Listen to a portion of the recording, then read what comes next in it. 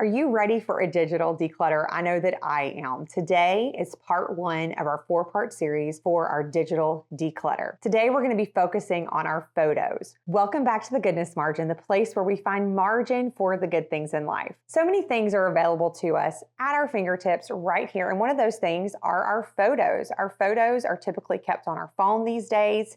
And so today we're going to be talking about how can we declutter all of those photos that we take. I know back when I was a kid, I had one of those little thin cameras that you would have to wind it to go to the next photo. The film was in a funny little shape and you would have to take it to Walgreens or the local Rite Aid for them to process those photos. So you wanted to be sure you had the right photos because you only had, 21 photos to a roll, and I wanted to be really careful with that. Well, now I may have 400 photos of my daughter's first birthday party because I'm just snapping away, hoping to grab the perfect photo. What happens is we end up paying a lot of money for storage. We have so many photos that we have to go through. So today we're going to talk about how we can declutter those photos. Step one, we are going to decide what app are we going to use to store our photos. There are so many photo apps that are available to us. We could use Google, we can use the apps that are on our phone. There are just so many different ways we can do that. And what may happen is you may try out something, decide it's not what you want, and then rather than deleting it, we're gonna just move on to the next thing. So the first thing that we want to do is centralize on what app am I going to use to store my photos. For me, I have an iPhone, I have a MacBook, my laptop is a Mac, and so I am going to keep my phones on the cloud storage that Apple offers. You may have another app that you really like, but decide on one. So now that we've decided on the one we want, let's go through and let's delete all of the others. Let's get rid of all of that storage that's taking up space on our phones. And before I forget, you want to click on the link below to go to the blog post. You can download a free guide for this entire challenge, this 4-week challenge. The second thing we want to do is we want to go through and we want to delete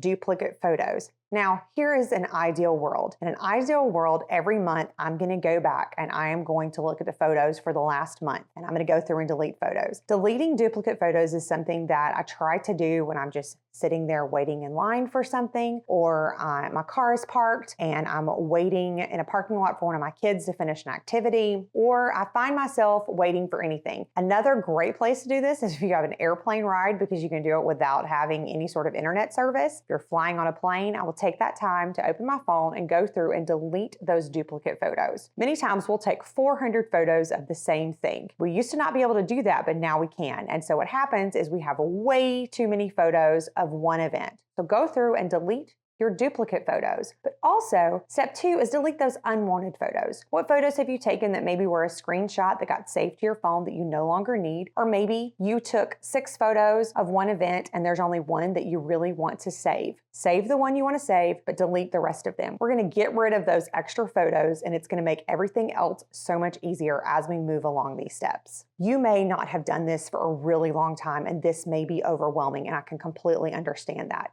So I recommend that what you do is you break this down into segments. You can choose, I'm going to set a timer for 10 minutes and do as much as I can. Or I'm going to go through the last month. You can start at your furthest date. So I'm going to start way back in 20 whatever that my iPhone started saving photos, or I'm going to start for this month. Whichever way you want to do it, make a decision, and maybe you can create a little checklist on your phone, whatever works best for you to work your way through this process. The next thing you want to do is you want to move those photos to folders that make sense. I own a business, and so for this business, I am going to save certain photos. I have photos of where I've reorganized pantries, before and after photos. I want to move those into my folder for the Goodness Margin. Or maybe I have some photos of my kids. When people want to ask about my kids and they're not with me and I want to show them some photos, I can move a photo that I love into that family folder. The thing that I love to do is I create a photo folder for every year. I'm going to create a folder for every year. And so as I'm going through the last month, I'm deleting all of those duplicate photos. What I also want to do is I want to go through and I want to select my favorite photos and move those over into that folder. We're going to do something with those in just a minute. But what you want to do is decide what categories make sense to you. Did you save screenshots of recipes that you want to go back and look at? If The way that you save those is through your photos. That's totally fine. Save those there. Or if you're moving them out and you're using them from something else, then delete those. But you want to be sure that however your photos are organized, it makes sense to you. And then the last step, which I love so much, is we are going to take those photos after we've organized them. I have all of my photos from 2023. They're my favorite photos that are all together in one category. I am now going to create a photo book. There's an app that I'm going to create a link to in the notes below. I love using this app. So I have all of my favorite photos from 2023, and now what am I going to do with them? Favorite thing to do is to create a